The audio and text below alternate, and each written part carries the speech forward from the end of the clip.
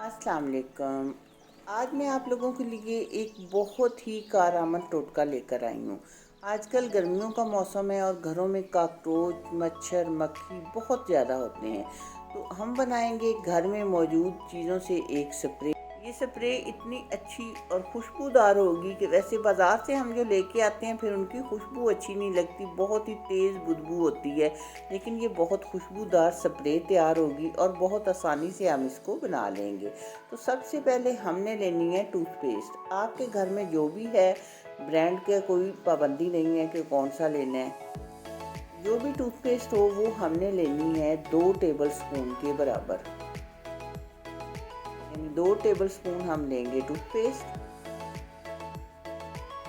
अब हम इसमें डालते हैं बाकी मज़ीद चीज़ें। सबसे पहले हम इसमें डालेंगे 2 टेबल स्पून चीनी, और चीनी को हम करेंगे फिर बहुत अच्छी तरह मिक्स। जितनी चीज़ें भी हमने डालनी है अलग अलग हमने डालनी है और अलग अलग मिक्स करना है। ये नहीं कि सब चीज़ें एकदम डाल लें और उन्हें फिर मिक्स करें, सब चीज़ें अलग अलग मिक्स करनी है। अब डालेंगे हम 1 टेबल स्पून बेकिंग सोडा, इसको भी अच्छी तरह मिक्स कर लेंगे। बहुत आसानी से ये सब चीज़ें मिक्स हो जाती हैं। अब डालेंगे 2 टेबल स्पून सफ़ेद सिरका, इसको मिक्स करने के बाद हम डालेंगे 2 टेबल स्पून डिटोल,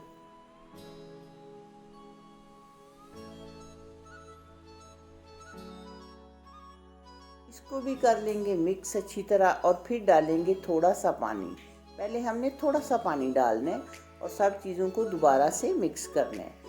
अब लेनी है कोई सी भी खाली स्प्रे की बोतल, ये हर घर में तकरीबन मौजूद होती है, या किसी चीज़ की भी खाली हुई तो वो आप उसमें मिक्सचर डाल लें। तो ऊपर से हम डालेंगे 1 गिलास पानी और फिर इसको अच्छी तरह मिक्स कर लेंगे।